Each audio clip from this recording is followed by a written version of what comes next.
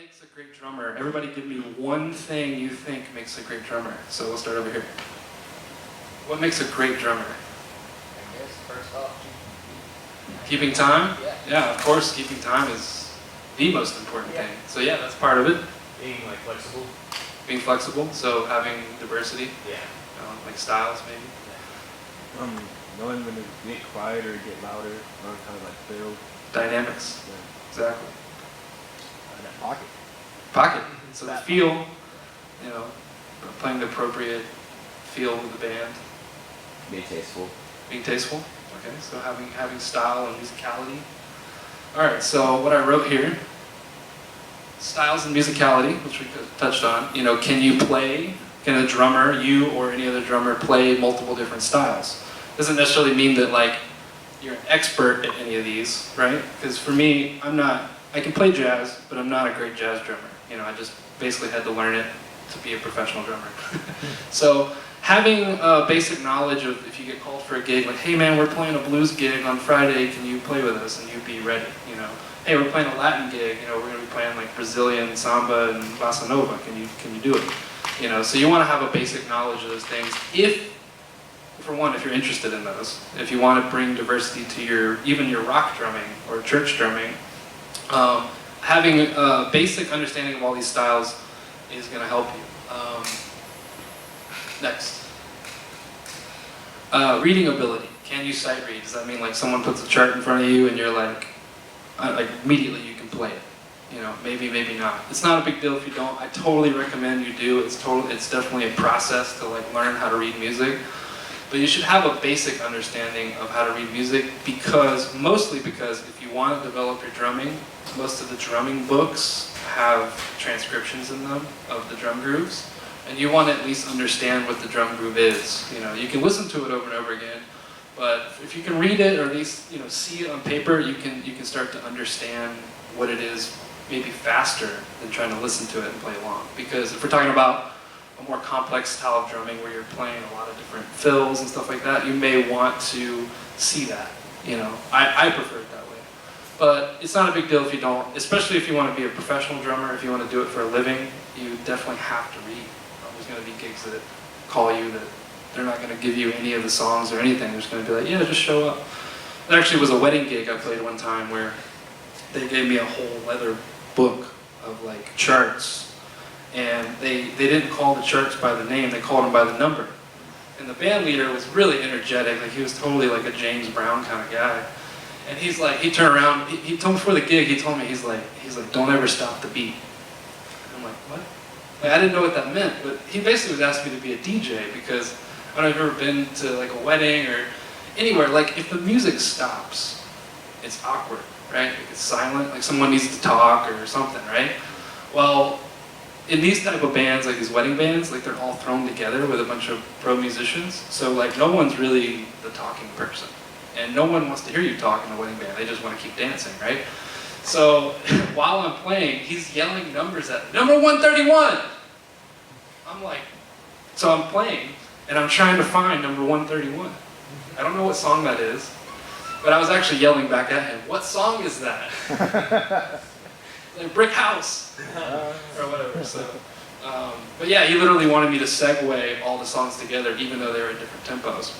Super challenging gig, because some tunes we were already at a high speed, and it's really weird if you're playing something fast and try to slow it down. It really, like, if you're talking about like a wedding where people are dancing and stuff, like if you slow things down instantly, it really kind of kills the energy. So it's something where you just kind of have to be like, okay, we have to play this song too fast. Maybe you can slow down a little bit over time, because in this case there was no click, there's no time to keep you where you need to be. And you as the drummer are the most important person for that, because he's looking at me to count it off. Like to literally yell, 1, 2, 3, 4, and then the whole band is following you because you are the foundation of the rhythm section. Rhythm section being drummer, piano player, bass player, guitar player, right? They're the ones who keep the feel, keep the beat, keep the rhythm, keep the tempo, right? So if you mess that up, there's not much authority that a guitar player has to get you back on time. You know what I mean? So the drummer has to keep the time perfectly. So if there's no click, I mean, you have to play to the click when there's a click, of course. But if there's no click, you need to be really aware of where the time is. Okay, next thing. Dynamics, which you guys said that. You said that, right? Yeah, okay. This one maybe is the most important, I think, because in general, us drummers, and me too, we play too loud 97% of the time, right?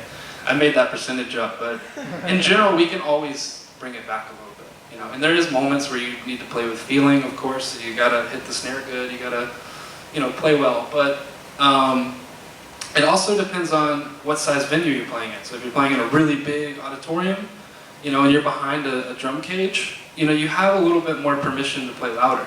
But if there's no drum cage and you're in a small room, like it used to be in the Inside Out room, when there was no drum cage, that was one of the things that was a big difference between playing in this room and that room. It was like, you need to bring it down because the sound guys can't turn you down. They can't, because you're playing an acoustic drum set. That's actually why a lot of churches usually go to electric drum sets, and I'm so glad that they don't have that. You guys don't have that here. So if drummers, if you want to preserve your acoustic drum playing abilities and anywhere you play, don't play too loud. And this goes for style too. If you're playing rock, obviously rock is a little bit louder than jazz. If you're playing jazz in a small club, you can hear every little thing if you play quietly. But if you're playing with like a stand-up bass player, like that, they're not plugged into a speaker, which they're not supposed to be typically. You have to play with their volume, and that instrument only gets so loud, right? So you gotta be aware of who you're playing with. If it's a bigger band, you can maybe play a little louder. If you got a bunch of horns that are like 6 horn players that are bah, like your bah can be with them, So yeah, keep that in mind. There's one more. Facility is what we always talk about as chops. When you see something really crazy and cool that a drummer does, that's really called facility. But we always call it like, hey, that drummer's got chops. So your ability to play your rudiments around the kit and with style, with dynamics, all these combinations, all 4 of these things, styles and musicality, reading ability, dynamics, facility, are all what make a great drummer. And that's obviously subjective. That comes to me from Atlanta Student Music, and I've basically lived my career by that. So the things that I've practiced and I've developed have come from, how can I better each one of these departments? If you only know how to play rock music, then the way that you can diversify your styles is by learning other styles. Doesn't mean that you need to go play jazz professionally. Learning jazz can just help your rock playing. Okay. Are proud to present Ringling Brothers and Barnum and Bailey. Welcome to the greatest